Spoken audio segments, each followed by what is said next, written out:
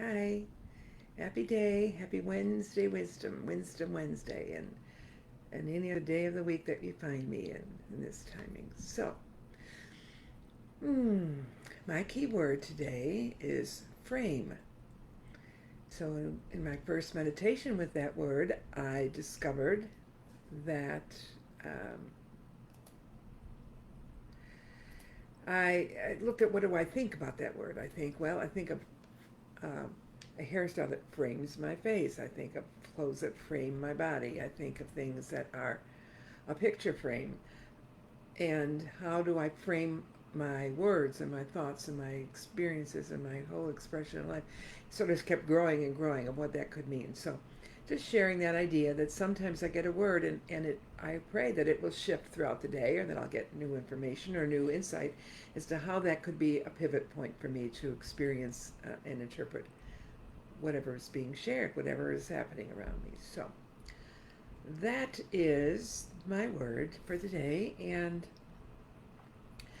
in meditation today, I was being shown how many cycles I've been through.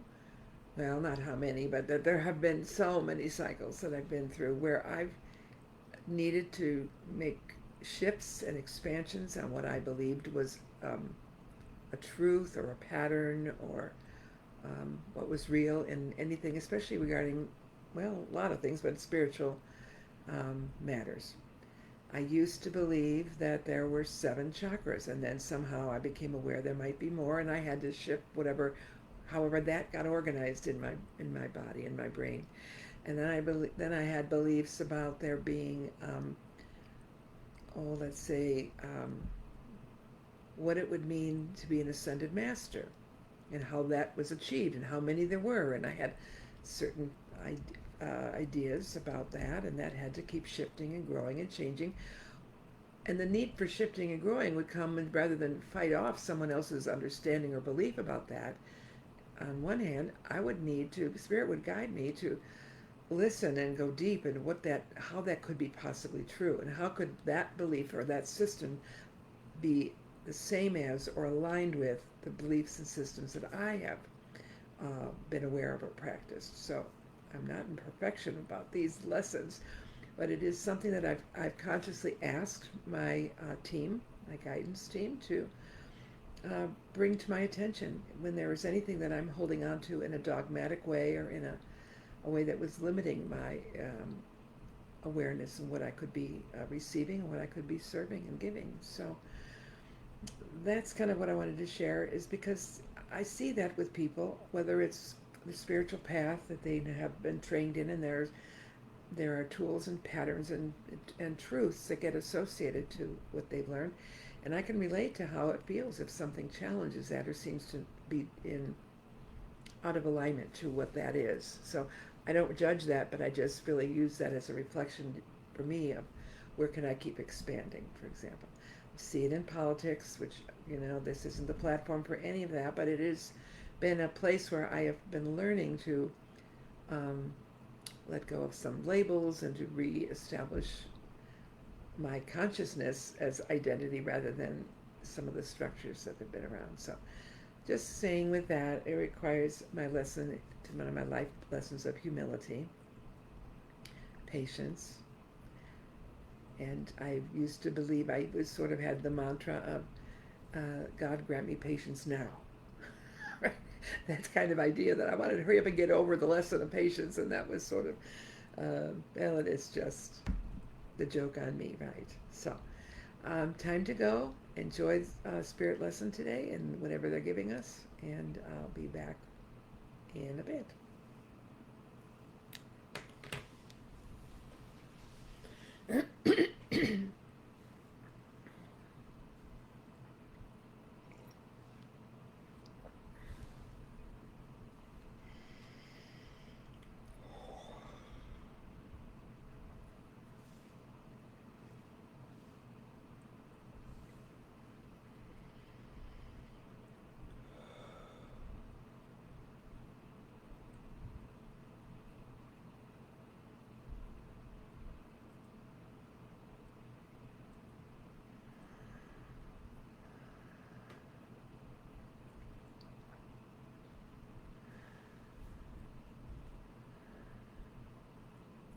Well, I bring you this day an awareness and a clue, a hint of not only my seriousness and humor, but also that which would be an identity as created for the purpose of sharing specifics with you as I will share today. Here is the joke. May the Ankh be with you. I am known as Serapis Bey, and I have come then to give you a piece of wisdom that has been misconstrued by many. And that is, there are specific steps that are broadly needed for every soul to reach a state of ascended consciousness. While there are many steps that can lead in a general way, the specific of how those steps are implemented and in what order is not universal. While it is true that for ascending, one needs to let go of, lighten their conscious load of human thinking and attachment, there can be ascension in a flash. You cannot measure it by how many lifetimes you have perceived to have lived in form on this earth or anywhere. You cannot measure it by your state of initiations as you have been granted and given by teachers and masters. You can measure it only by your wholeness of being and your willingness in any breath, in every breath, to let go of who you think you are, what you think you know, and how you think you are meant to be, so that you can merge into the awareness and into the greatness of ascended consciousness. Many, many, many masters have been through incarnations, as it is called, lifetimes, interdimensional experiences that have come into form to teach and to share the wisdoms and to give guidance and support. Many, many masters have come forward from the realms beyond the physical in order to be in support of all of that as well. So you're never alone, and that when you need a physical teacher or someone to be present to you in your human life, that is always given from multiple resources, many bodies, many masters. There were times when the initiations which would lead one to a state of freedom from their body were clouded with still the limited thinking of what it meant. And that limited thinking of still judgment, that the density of the human form and of lives here was less than the expanded consciousness and the freedom to perform masterful acts, whether that is healing or the conscious manifestation of things, or the walking through walls, and so many other so-called mastery expressions. Those who seek those demonstrations are still learning that until all of that is released, let go of judgment, let go of self-deprecation, let go of demanding that what is called the ego is somehow your enemy and is your personal demon. Letting go of all these things which have been parts of lessons by masters, reinterpreted to the understanding of whoever and however the brain and the body was able to understand it. How would the teachings be anything less than clear? They are clear, but the words associated are interpreted. The mannerisms are interpreted as part of a formula and not the essence of the teaching oftentimes. And so we come frequently to visit with you. to walk with you, to hear your crying, and to celebrate your expansion and freedom. In lifetime, what I would live in the Serapis Bay identity. What is not fully realized is that I was what some would call hybrid offspring of interdimensional, intergalactic species with humanity. And I had training through the travels that I was allowed and gifted with. And so I would teach then that there would be rituals that could be associated with letting go and being free. Like many mystery schools, some are called, and trainings of limitation that have been set up by many groups over the many, many centuries and millennium. These things are perceived then as if you accomplish ABC, you are granted permission to go to the next level. And this is very universal, this understanding or this idea. Is it not portrayed in most specialized games that individuals play now, especially through their computerized world? If you reach so many accomplishments, you go to another new level of the game, a new level, another level, until, like in the idea of ascension, that you are so far advanced that you now are free to roam in the universe, free of the shackles. Some have called it you are free from reincarnation. Yes, that part is true. But perhaps sometimes it is not understood that with the freedom to be free of that, the karmic weight that is perceived in that, there are options and opportunities to reestablish physicalness from the perspective of a new gaining or a new giving of knowledge, inspiration, and so forth.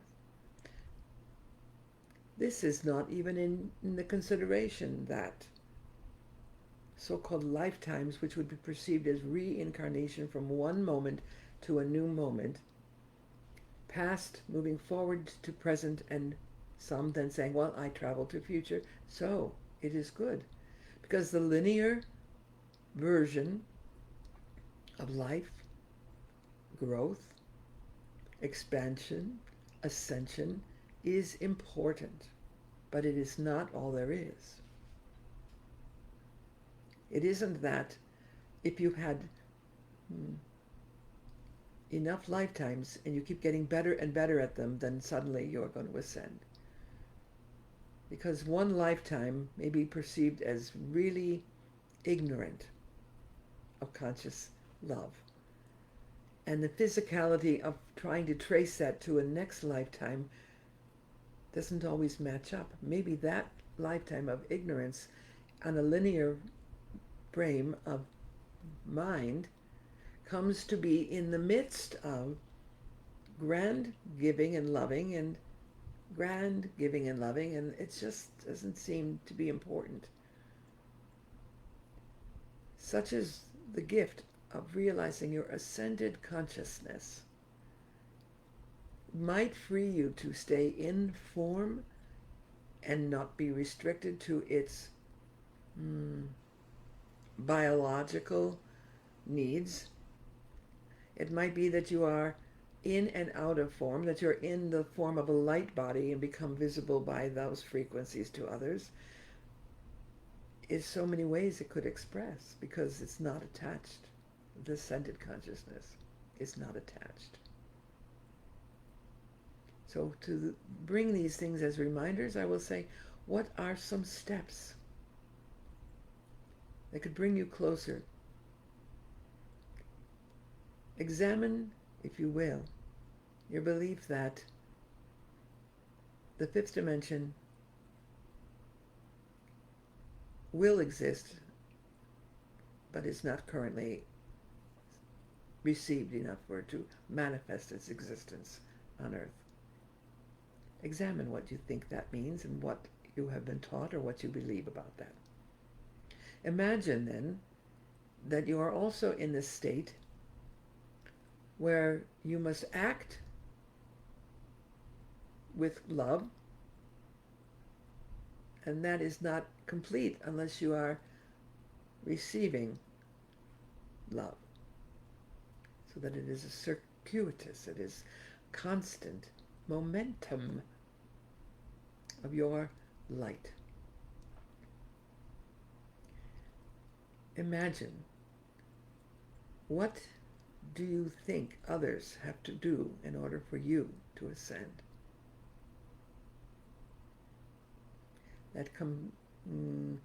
It is part of the questioning of the first idea I presented. Is there anything people need to do?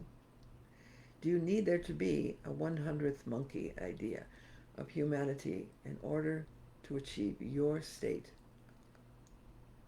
of ascension? And if you pursue your ascended consciousness through any discipline or any steps you have perceived available, will you allow others to ascend in a seeming quicker way than you did? Will you be celebrating that there could be moments when mass consciousness or groups of consciousness will expand and understand and live in the freedom of their wholeness?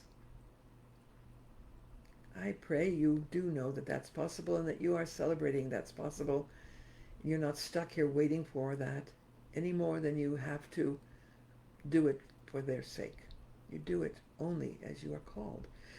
Another step might be reviewing the things you perceive to be the limitations of your physical form, the things which you have measured to be less than you want or greater than you want, the burdens of health or lack of health in some areas that you have felt you had worked through, and now that should all be cleared up, right? What is your belief about where you are in a state of stuckness in this form? Because that will be the same as if I bring you into a great temple in Egypt and place you into a room and onto a table as an altar and perform ritual with you for your expansion. These inner questions, these inner places of consciousness that you can choose to be free in, are steps in your experience of wholeness and full ascended awareness. We have one other step to tell you. What if your step, the last step in all so many that you have made, is to be still and to recognize the activity is circulating within your bodies, all of your bodies at once, that your mind is no longer in the activity of analyzing and dissecting, but in constant choosing of the state you are seeking. Stillness. In the real realm of human lives, people talk about meditation and other forms of mindfulness or contemplation, prayerfulness. And some will think, well, I do this for 1 day a week. That is good. If I do this for periodic throughout my year, that is good. If I go away for a retreat, this is good. And we will say, yes, it is all good. But your stillness is what you want to be in, whether you're sitting in a quietude whether you're walking, whether you are talking, whether you're moving. But those moments of physical awareness and activity, of how you dance and play in the world where you are dwelling, they will not be as consistent and accessible and freedom unless you at least begin by practice to know what stillness is. So there are many teachings throughout thousands of years that give you appreciation for this, or give you rules or laws about this. Stillness. In breath, inward, so clear so that when you do open your visible to your visible world, you are bringing your stillness into the world, not being disturbed by the world and making your stillness go away. It's a practice, and that's a very, very important step.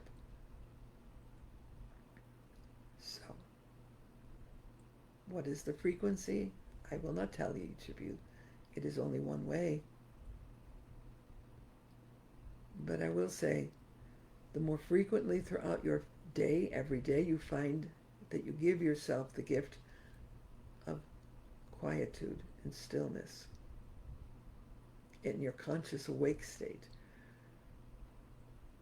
you will feel the great benefits. If you find it is difficult to do it more than once a day, it still is great benefit. If you say, I'm so busy with my life, my stillness just is a moment here, if I'm blessed enough to have that moment. So one day, oh, you don't live in a world which makes that very easy, do you? Find your moments and claim them. Practice.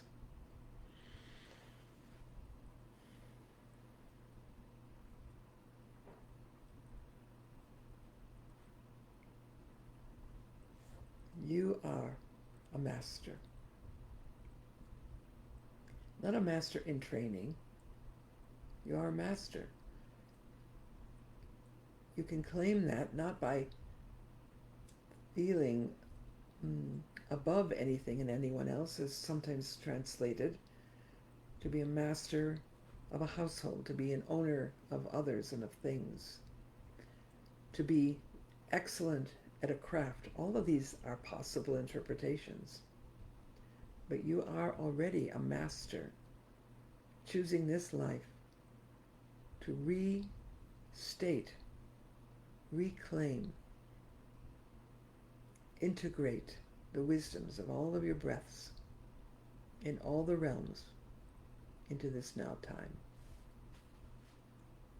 Aren't you feeling relieved that you're not doing it alone, even if you do not know you have a teacher, or that you do not consciously connect with a teacher in other realms? Live in faith that you do have. And all you need to do is call upon it and have faith that it's with you. That guiding light is with you. It's the guiding light which reminds you of the light you are, the light we are in the infinite.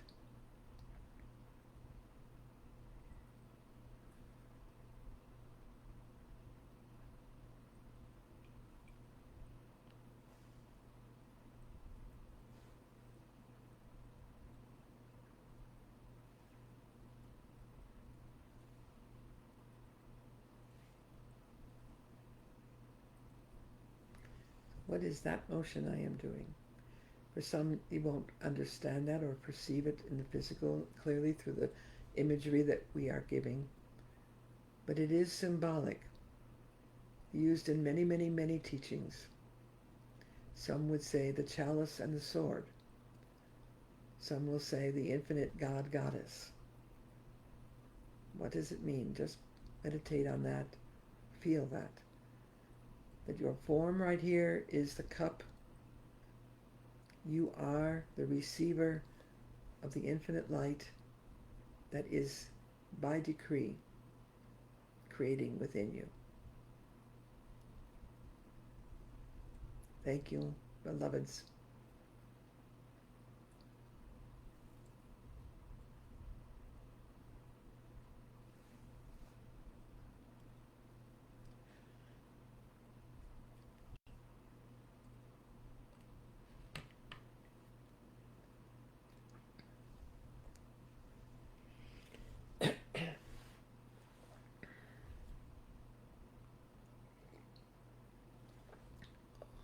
Hi.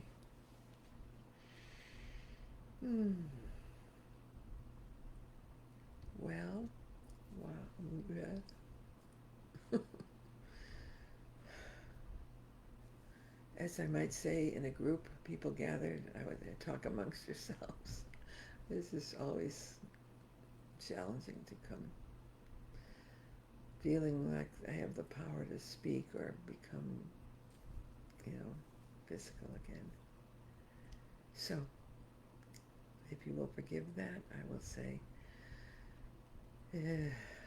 great joy that I get to be in this life, to share these things and to be learning them with you. Have a beautiful, beautiful rest of your day or evening. And until next time, namaste.